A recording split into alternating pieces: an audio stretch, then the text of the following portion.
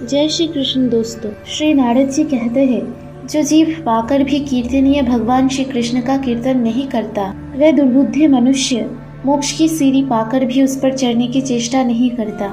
राजन, अब इस वराह कल्प में धराधाम पर जो भगवान श्री कृष्ण का पदार्पण हुआ है और यह उनकी जो लीलाएं हुई है, वो सब मैं तुमसे कहता हूँ, सुनो। बहुत पहले की बात है। दानव, दैत्य, असुर स्वभाव के मनुष्य और दुष्ट राजाओं के भारी भर से अत्यंत पीड़ित हो पृथ्वी गौ का रूप धारण करके अनाथ की भांति रोती विलपती हुई अपनी आंतरिक व्यथा निवेदन करने के लिए ब्रह्मा जी की शरण में गई।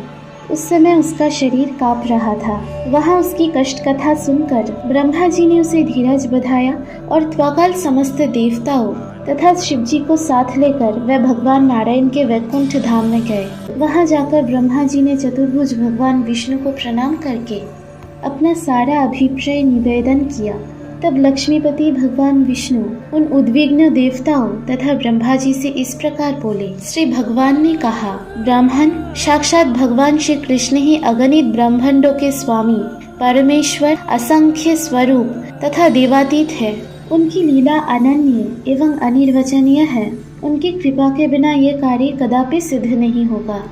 अतः तुम उन्हीं की अविनाशी एवं परम उज्जवल धाम में शीघ्र जाओ।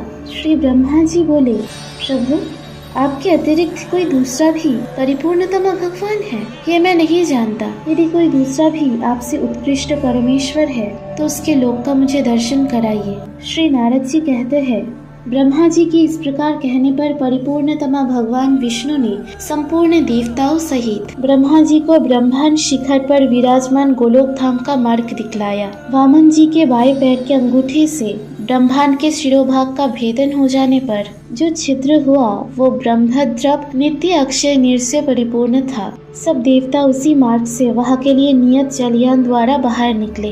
वहाँ ब्रह्मांड के ऊपर पहुंचकर उन सब ने नीचे की और उस ब्रह्मांड को कलिंग बिंब की भांति देखा। इसके अतिरिक्त अन्य भी बहुत से ब्रह्मांड उसी जल में इंद्रायण फल के सदृश इधर उधर लहरों में लुढ़क रहे थे।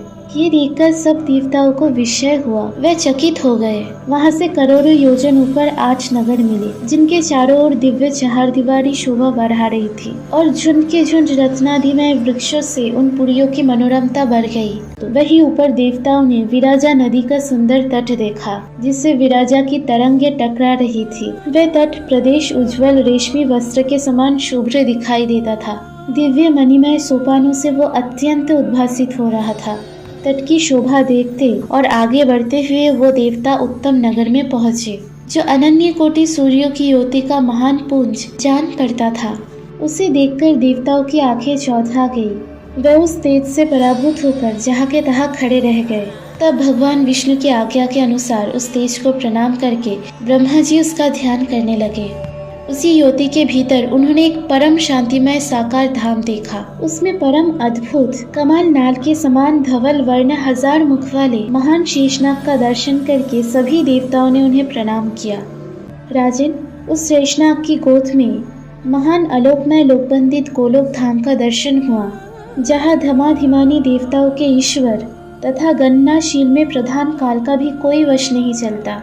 वहाँ माया भी अपना प्रभाव नहीं डाल सकती। मन, चित्त, बुद्धि, अहंकार, 16 विकार तथा महातत्व भी वहाँ प्रवेश नहीं कर सकते हैं। फिर तीनों गुणों के विषय में तो कहना ही क्या है। वहाँ कामदेव के समान मनोहर रूप लवानीशाली श्याम सुंदर विग्रह श्री कृष्ण पार्षदा द्वारपाल का कार्य करती थी। देवताओं को द्वार के भीतर जाने के लिए उद्यत देख उन्होंने मना किया। देवता बोले, हम सभी ब्रह्मा विष्णु शंकर नाम के लोकपाल और इंद्र आदि देवता है, भगवान श्री कृष्ण के दर्शनार्थ यहाँ आए।